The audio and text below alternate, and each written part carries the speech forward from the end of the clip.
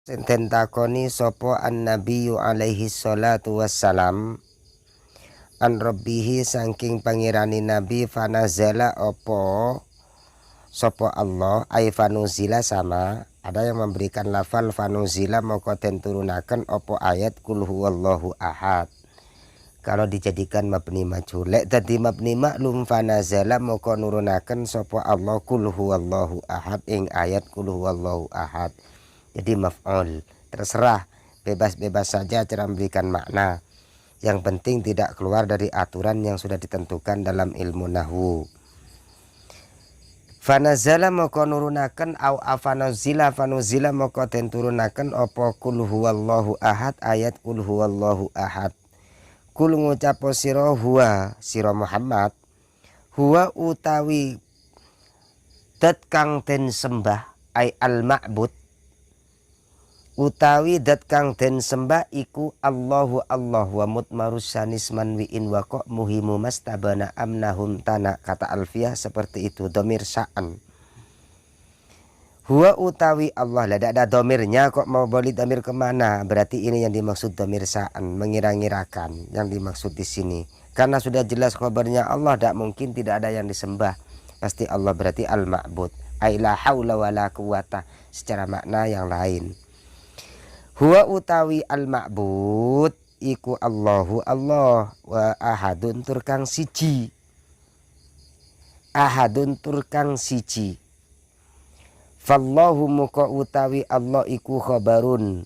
Khabaru huwa iku dadi khabari huwa. Wa ahadun iku badal. Dadi badal minhu saking lafal Allah.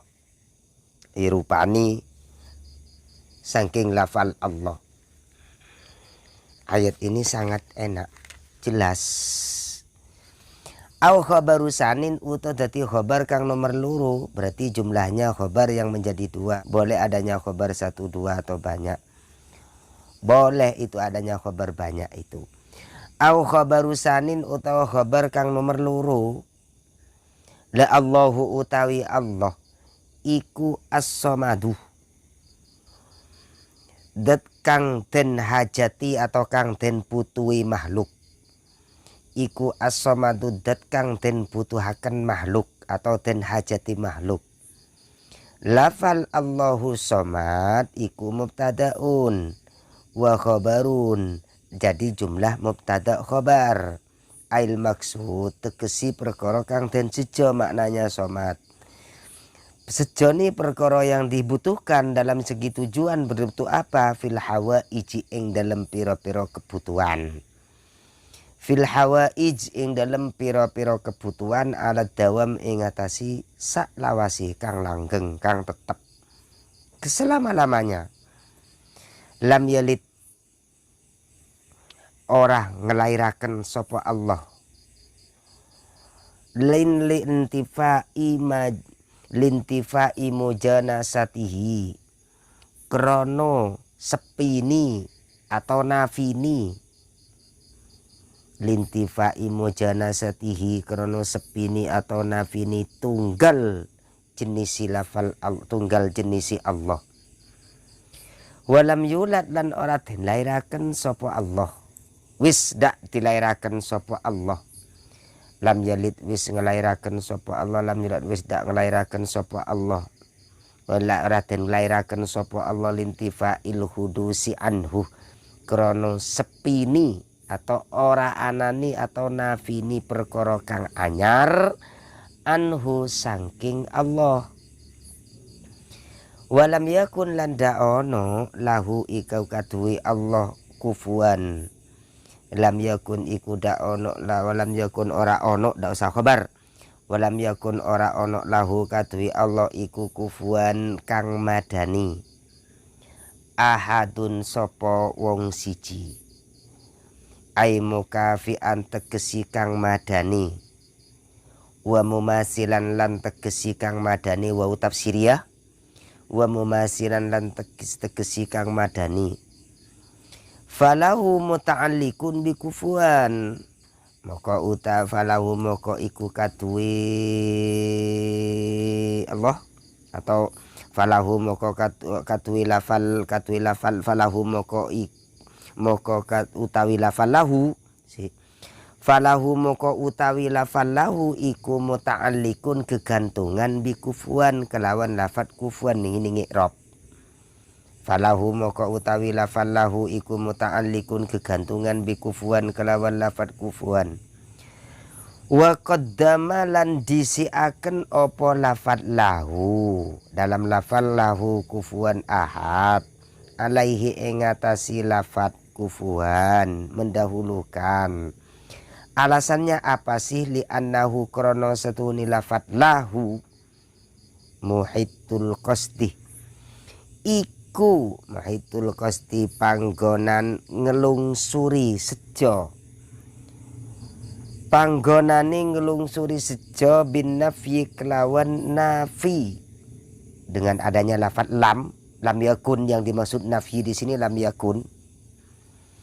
Wa ukhir lan den akhiraken opo ahadun lafat ahad lesing anani ahad iki mau wa huwa ale utawi ahad iku ismu yakunu iku ismu nila isi mila fal yakunu yang dimaksud dengan kana nakis kalau dalam alfiyahnya. An khobariha saking khobari isim yakun atau isimi kana. Dengan alasan apa sih? Riayatan krono ngrekso lil fasilati maring pungkasani ayat lil fasilati maring pungkasani ayat. Ini sinti maksud fasilahnya. Wallahu a'lam. Penjelasan dari ayat ini sangat jelas sekali. Kalau berbicara masalah artinya sangat paham mungkin. Saya yakin para adik-adik di sini mungkin sudah banyak yang mengetahui bahwa Allah itu adalah satu. Tidak dilahirkan, tidak melahirkan. Tempatnya Allah itu adalah semua sama membutuhkan kepada Allah. Tidak lahir dan tidak dilahirkan. Tidak ada yang menyamai kepada kesatuannya Allah. Bahwa Allah memang satu, tidak ada yang menyamai. Ini yang dimaksud. Cuman yang menjadi poin sementara pemahaman yang saya ketahui, sebenarnya Al-Quran itu banyak sekali pemahamannya yang akan menjadikan kredit penjelasan dari pemahaman yang akan saya ketahui bahwa lafal di sini menyebut dengan lafal ahadun. Qul huwallahu ahad. Artinya lafal Allah dengan pakai lafal ahad bukan wahid. Ini salah satu predikat keilmuan yang Allah berikan titel kepada dirinya sendiri. Allah mengatakan Allahu ahad. Allah itu satu. Nah, kalau berbicara hukum satu tentunya ada dua. Paling tidak kan harus seperti itu. Jadi Pak Adik kalau kita memahami hitungan, ada satu, ada dua, ada tiga, ada empat. Allah mungkin jelas penjelasannya juga tidak akan lepas dari satu, dua, tiga, dan empat. Tapi apa mungkin Allah itu satu? Inilah yang akan kita jadi kredit. Nah, ternyata di sini Allah menyebut dengan pakai lafal ahad, bukan pakai wahid. Kalau pakai wahid, coba Anda lihat dalam bab adat dalam ilmu nahwiyin. Kalau Anda hitung-hitungan wahidun satu, isnanin dua, salah satun tiga. Tidak mungkin mengangkatan ahadun satu. Tidak mungkin. Masalahnya apa? Di sini kata ulama ilmu tafasir, indet tafasir. Kalau berbicara tafasir, indet tafasir. Salah satu, makanya saya tadi mengartikan Allah itu siji, tunggal. Kalau mengartikan itu kang tunggal. Menurut indet tafasir yang pernah diterapkan dalam kitab Al-Masun. Di situ Imam Ahmad bin Ibrahim pernah menjelaskan, Ahmad bin Ibrahim bin Khalid pernah menjelaskan, Allah mengatakan pakai lafal ahadun bukan pakai wahid, satu karena litakdim kepada dirinya sendiri, bahwa tidak ada satu selain satunya dia sudah wis. Artinya kesatuan Allah itu satu, tidak akan berlahir menjadi dua. Jadi Allah bukan berbentuk adat, bukan berbentuk hitungan satu, dua, dan tiga. Ini katanya menurut Imam Ahmad bin Ibrahim bin Khalid yang ada dalam kitab tafsir Al-Masun. Tapi dalam ulama tafsir yang lain pernah menjelaskan Ada dalam buah kitab, dalam kitab Tafsir Al-Wasit. Di sana musannifnya itu Tantawi, Al-Imam Sayyid Tantawi Muhammad Sayyid Tantawi. Di sana menjelaskan kenapa sih Allah pakai lafal ahad di situ penjelasannya. Maaf kalau dalam indah tafsir, kalau tafsir sendiri Jalalain mungkin tidak menjelaskan secara jelasnya. Tapi di sini dengan secara beberapa tafsir yang lain kita meloncat dari tafsir yang bukan yang kita kaji sekarang, biar kita lebih tidak simpang siur pemahaman ahad, bahwa Allah itu mengatakan ahad karena mentiadakan tidak ada Tuhan selain Allah. Itu artinya ahad. Berarti memang satu. Bukan hitungan wahidun satu isnanin dua. Tapi kalau nanti pakai lafal wahidun berarti Allah ada dua, ada tiga, ada empat. Ini secara ulam. Dan dalam segi bentuk sifatnya Allah itu tidak bisa digambarkan. Kalau dalam bentuk sifatnya wahdaniyah, tianiyah, dan af'alnya itu Allah memang satu sudah. Yaitu Allah itu berupa Allahu ahadun. Ini sifat dalam segi ketunggalan Allah, berarti sifat ahad. Ini salah satu. Dan ini merupakan bukti bahwa pertanyaan yang pernah terjadi dalam beberapa ulama tafsir, kenapa sih Allah itu menjawab ahad? Karena kalau Allah mengatakan dua, bahwasanya Tuhannya orang non muslim yang beriktibar berpegangan kepada Al-Quran itu ada yang mengatakan 600, ada yang mengatakan 160 Tuhan berhala yang pernah dibuat oleh orang-orang muslim, oleh orang-orang muslim. Jadi dalam beberapa ulama tafsir pernah menjelaskan satu cerita bahwasanya pernah dijelaskan bahwa Tuhannya orang yang pernah disembah oleh orang kafir pada sebelum Al-Quran itu turun, itu kurang lebih ada yang mengatakan salah satu mi'atin wasituna, 360 berhala yang pernah disembah oleh orang kafir pada waktu adanya Al-Quran sebelum turun. Jadi biar jelas. Makanya pernah Nabi Muhammad itu pernah ditanyakan, Muhammad, siapa Tuhan kamu? Kalau Tuhan saya itu kata orang kafir termasuk adalah orang Abu Jahal, termasuk Abu Lahab. Siapa Tuhan kamu? Kalau Tuhan saya banyaknya ada 360. Jadi semua akan menjawab yang terbuat dari batu. Ini cerita. Dalam beberapa ulama tafsir termasuk tafsir Sawi di situ dijelaskan. Nah, akhirnya Muhammad itu sempat bukan menjawab. Akhirnya turun ayat ini, Muhammad kul huwallahu ahad. Turunnya ayat seperti ini. Muhammad kul huwallahu. Turun ayat ini, bilang Muhammad bahwa Tuhan kamu adalah satu daripada yang satu. Jadi tidak ada lagi 1, 2, 3 tidak ada. Kalau orang kafir mengatakan banyak sekitar 360 Tuhan yang pernah dia sembah, yang dibuat dengan sendirinya, tapi Allah mengatakan satu daripada semua Tuhan. Berarti tidak ada akan dua lagi, tidak ada Tuhan lagi. Ini yang pernah terjadi. Artinya asbabun nuzul turun ayat ini, Al-Quran surat Ikhlas turun dengan adanya pertanyaan dari orang-orang kafir. Akhirnya Jibril dari situlah tentang jawabannya. Yes. Kalau dalam tafsir yang lain, pernah Imam Tabari itu pernah memberikan penjelasan dalam satu tafsirnya. Di situ menjelaskan kenapa sih Allah mengatakan ahad, menjawab kepada orang-orang musyrik pada saat itu. Dalam tafsir Tabari di situ mungkin bisa dilihat sendiri bahwasanya orang musyrik itu mengatakan Tuhannya itu, Muhammad kamu siapa? Punya bapak apa punya ibu? Dilahirkan atau bisa melahirkan? Ini akhirnya turun ayat ini dengan pakai bahasa ahadun. Ahadun ini menentukan tidak melahirkan, tidak dilahirkan, tidak berbapak, tidak beribu, tidak beranak. Di situ yang dimaksud ahadun. Jadi semuanya mencakup daripada bawahannya dari urutan ayat-ayat dari surat Al-Ikhlas ini sendiri. Makanya Allah mengatakan pertama kali menyebut Allahu ahadun, bukan yang dimaksud dengan Bismillahirrahmanirrahim. Padahal sifat Allah kalau kita diawali dengan pakai lafal Bismillahirrahmanirrahim, itu kan sifat.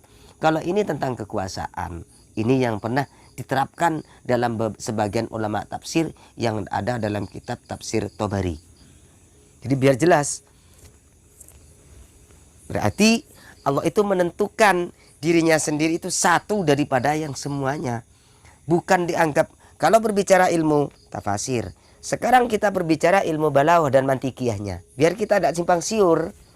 Kalau kita berbicara ilmu tafsir, tentunya ulama tafsir akan menjelaskan secara ilmu nahwu dan balaghahnya. Kalau berbicara nahwu sudah jelas, bahasa ahadun itu tidak bisa menentukan 2 dan 3. Karena adat di sini adalah yang dimaksud dengan hitungan bisa menjadikan 2 dan 3 kalau berangkat daripada lafal wahidun 1, isnanin 2, salah satun 3. Tidak bisa mengatakan ahadun 1, isnanin. Tidak bisa. Itu bukan termasuk hukum adat. Ini secara ilmu nahwiyin secara adat ya. Biar jelas. Adik-adik biar tidak simpang siur kenapa sih Allahu ahad kok tidak pakai wahid. Makanya ini salah satu rahasianya.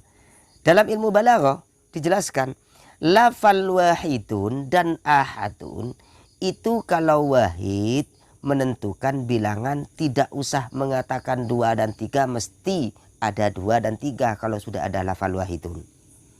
Ini dalam ilmu balaghah. Artinya kalau sudah ada muqaddimah kubro dan muqaddimah sugro akan menentukan natijah. Masa Allah diberikan kesimpulan, artinya natijah itu akan menentukan kesimpulan. Tapi Allah masa mau diberikan kesimpulan? Kan tidak mungkin. Ini kata ulama balaghah. Artinya berarti lafal ahadun tidak bisa disimpulkan. Dia sendiri sudah menyimpulkan kepada adaannya sendiri. Inilah dalam ilmu balaghahnya yang disebut jenis. Kalau mantik disebut jenis. Satu daripada yang satunya. Tidak ada lagi wis. Dengan bahasa ilmu mantik yang disebut dalalatul lafdhi ala ma wafaqa. Lafdianya saja sudah menentukan satu daripada, apalagi maknawiyahnya. Sudah jelas dalam ilmu mantikiyahnya. Salah satu rahasia. Kalau ngiras, bukan saya mau mengiras-ngirus Al-Quran. Nanti kalau saya dianggap mengiras-ngirus Al-Quran, saya lebih pandai dari Al-Quran. Tidak. Biar kita juga mempunyai pedoman hidup dalam secara berkehitungan. Kita sering tahu bahwa ada hari Sabtu, Ahad, Senin, Selasa, Rabu, Kamis, Jumat, Sabtu, Ahad. Diawali dengan hari Ahad. Kalau kita memang berkeistimbat kepada orang-orang yang berdalil kepada Al-Quran dan hadis, tentunya kita tidak akan mengatakan hari Minggu. Karena Minggu tidak ada dalam bahasa Al-Quran itu. Dalam kitab Islamiyah itu tidak ada yang namanya hari Minggu itu. Itu Minggu itu bahasanya orang-orang non-Muslim. Mungkin disebut dengan bahasa yang selain dari non Muslim lah. Atau bangsa itu bangsa siapa, tidak tahu, saya tidak mau menyebutkan itu. Kalau memang berbicara masalah hitungan daripada hari, tentunya harus menentukan hari Ahad. Wong di kalender sendiri itu sudah jelas hari Ahad kok. Kok kita masih menyebut aja, orang-orang Muslim menyebut orang itu hari Minggu? Apa kita tidak mau dengan bahasanya sendiri? Gini aja sudah wis satu.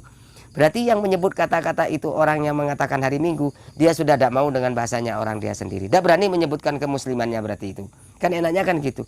Padahal di dalam Islam itu mengatakan hari yang pertama itu hari Ahad. Tidak ada lagi hari Ahad wis. Setelah itu hari Senin. Makanya kan tidak ada Ahad lagi. Ahadnya hanya satu. Loh kok ada hari Minggu? Berarti kan munafik itu mengatakan Minggu. Mosok itu Minggu sama dengan Ahad? Kan tidak ada kan? Maaf. Ini salah satu rahasia. Kalau kita berstandar kepada ayat, yang jelas Ahad itu hanya satu. Kok ada Minggu sama dengan Ahad? Berarti itu kan bukan hari itu kan maksudnya. Nah kalau bukan hari apa? Ya tidak tahu, tanyakan kepada orang yang mengatakan hari Minggu.